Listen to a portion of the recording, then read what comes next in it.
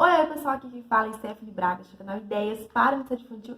Seja muito bem-vindo! E no vídeo de hoje, eu preparei aqui uma série de slides para conversar com você sobre como funciona o culto infantil, o que é que você tem que fazer no culto infantil, como você planeja um culto infantil. Então, se você quer saber mais sobre como organizar o culto infantil, sobre como fazer a liturgia do culto infantil, continue assistindo este vídeo. Bom, então agora eu vou colocar vocês aqui na tela do meu computador para vocês acompanharem os slides, tá bom? Minha fotinha vai ficar bem pequenininha aqui do lado, só para vocês poderem acompanhar o que eu estou explicando para vocês. Então vamos lá? Bom, então aqui tem a nossa primeira parte, que é como organizar o culto infantil. E eu até coloquei aqui uma imagem com uma prancheta, com várias coisinhas assim, para você fazer. Então vamos lá começar a nossa aula. Então eu quero conversar com você sobre o porquê é importante o culto infantil. Bom, é importante lembrar que no culto infantil a criança ela deixa de ser um objeto, né? Um objeto, ou seja, uma criança que atrapalha o culto, uma criança que anda pra lá e pra cá, e ela começa a ser um sujeito de ação, ou seja, ela faz parte daquilo. Até coloquei aqui, ó. Ela tem uma participação ativa. E com essa participação ativa vem o desenvolvimento espiritual. Mas, Stephanie, qual que é essa participação ativa? O que a criança faz para que ela possa ter essa participação ativa? É simples. Quando a criança louva, quando a criança ora, quando a criança recolhe as ofertas, recebe os visitantes, tudo isso faz com que a criança tenha uma participação ativa no culto infantil. E, consequentemente, essa participação ativa da criança vai aproximar a igreja da criança. Ela vai começar a sentir parte importante da igreja. Porque geralmente nas igrejas, né, não estou generalizando, mas na maioria das igrejas, as crianças, elas são uma parte fora da igreja. Ou seja, a igreja não dá tanta importância, não atrela as crianças à igreja. Quando você faz o culto infantil, você aproxima a igreja da criança. Então a criança começa a sentir parte daquilo. Ela tem o prazer de estar ali porque ela se sente parte daquilo, tá bom? Bom, no culto, a criança ela aprende como se comportar durante o culto, ou seja, o que ela foi fazer ali. Vai acontecer isso da noite pro dia, igual essas fotinhas aqui, o menininho orando, o menininho com a mão levantada? Vai acontecer no primeiro culto? Não, não vai acontecer no primeiro culto. As crianças vão estar se adaptando àquilo, principalmente se a sua igreja nunca teve culto infantil. Então a criança, ela vai aos poucos se adaptando àquilo. A criança nunca participou de um culto específico para ela, voltado para ela. Então, aos pouco, com o treinamento, com o passar dos cultos, as crianças vão entendendo melhor como elas se comportam na igreja, o que elas vieram fazer ali. Então, elas começam então a orar, a levantar a mão para adorar. Por isso é muito importante ter um adulto para intermediar essas ações. Não ter um adulto ministrando louvor, ter um adulto orando, incentivando a criança a fazer parte daquilo, para que ela possa entender como ela tem que se comportar dentro da igreja, o que ela tem que fazer ali dentro da igreja, tá bom? Então vamos lá. Se você deseja fazer um culto infantil, lembre-se que o motivo do culto é adorar a Deus. Sentir alegria é consequência da adoração. Por que eu coloquei esse slide aqui? Porque muitas pessoas pensam que no culto infantil tem que ser só brincadeira, lanchinho, e só fazer a criança rir, gargalhar. E não. O foco do culto não é apenas fazer a criança se sentir feliz. Igual eu coloquei aqui. A alegria, a felicidade é consequência da adoração.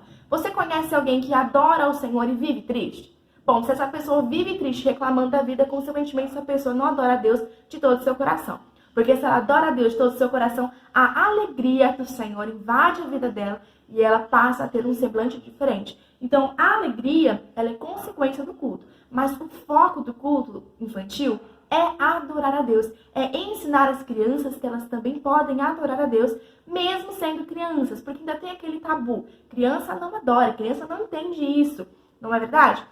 Certa vez eu estava conversando com as crianças, porque o culto infantil iria voltar lá na minha igreja. E eu conversei com eles e eu perguntei pra eles, falei, viu, por que vocês não louvam na igreja? Por que vocês não dançam lá na igreja? E eles olharam pra mim, e uma criança olhou pra mim e disse, tia, é porque eu sou criança. Então, na concepção, na visão da criança, quem pode louvar, quem pode dançar, quem pode fazer as coisas no culto é um adulto e não uma criança. Então, o culto infantil é muito importante para desmistificar isso para a criança, para que ela possa entender que ela também adora e também para abrir os olhos da igreja em visão às crianças, para eles entenderem que a criança também tem que ter espaço na igreja para adorar a Deus. Bom, agora nós vamos entrar aqui na parte de organização do culto, né? Na liturgia do culto. Eu coloquei aqui uma ordem, você não precisa seguir essa ordem, tá bom? Eu coloquei uma ordem para mim conversar com vocês, para mim expor para vocês. Mas a ordem é você que vai fazer aí, sentar, conversar com seus líderes, com seu pastor e fazer aí o cronograma, a liturgia do culto que você deseja seguir aí com as suas crianças. Então, a primeira coisa aqui é a oração inicial. Nessa oração inicial, aqui na minha igreja, eu sempre faço uma oração guiada. O que é uma oração guiada? É quando eu falo e as crianças repetem. Lembra que eu falei para vocês um pouquinho antes que nós voltamos com o culto infantil? Então, as crianças estão se habituando a isso. Então, se eu fizesse uma oração com eles, eles ficariam boiando, com o olho aberto, e não iriam entender. Então, eu precisaria que eles entendessem que aquele momento é o momento da oração. Então, antes do momento da oração, eu pego o microfone, saúdo a igreja, saúdo as crianças com alegria, com entusiasmo, e eu falo sobre a oração. Falo que a oração é uma conversa que nós temos com Deus. Então, eu peço para as crianças fecharem os olhos, ficarem quietas. E aí eu falo para eles, olha, eu vou orar e vocês repitam a minha oração, repitam comigo. E aí eu começo a minha oração e eles repetem comigo. Aqui na minha igreja, ou eu oro, ou eu chamo um obreiro para orar, ou eu chamo um dos pais para orar, ou algum irmão da igreja para fazer essa oração, tá bom? Sempre lembrando, se você já faz o culto infantil com as crianças, você pode pedir para que alguma criança venha orar, mas se na tua igreja ainda não faz culto infantil, você está começando a fazer culto infantil, faça primeiro a oração guiada e vai ensinando as crianças sobre a oração, para que depois elas se sintam mais confortáveis para orarem sozinhas no microfone ou sozinhas junto com você, tá bom? Segundo passo do culto infantil é o momento do louvor.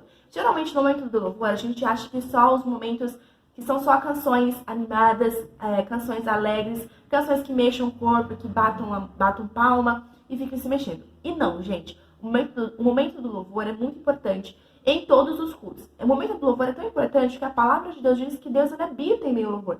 Então, no momento do louvor, a gente também tem que atrair a presença de Deus para que Ele venha habitar nesse culto, para que Ele faça esse presente neste culto. Então, o momento do louvor é muito importante para a abertura do culto, para trazer a presença de Deus e para que as crianças entrem no clima de adoração. Então, é muito importante no momento do louvor escolher louvores pertinentes. Você pode escolher, sim, louvores que sejam animados, louvores que batam palmas, que sejam mais ritmados, mas você também pode escolher louvores de adoração, como Essa Casa é Sua, Santo Espírito e tantos outros louvores. Eu te aconselho a escolher louvores que sejam fáceis, de repetições, para que as crianças possam aprender de uma forma mais fácil esse louvor, se for um louvor novo que não cante aí na sua igreja, tá bom? E o ministro de louvor também é muito importante, porque o ministro de louvor, ele vai ajudar a criança a entrar no clima de adoração.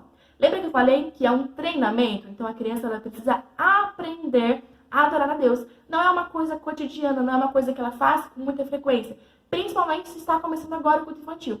Então precisa ter um ministro de louvor para que ele guie, para que ele mostre às crianças o que elas têm que fazer, para que elas então possam fazer e consequentemente aprender o que fazer e assim, quando estiver no culto dos adultos ou em qualquer outro culto, a criança se sinta livre, porque ela já sabe como ela faz para adorar a Deus, tá bom?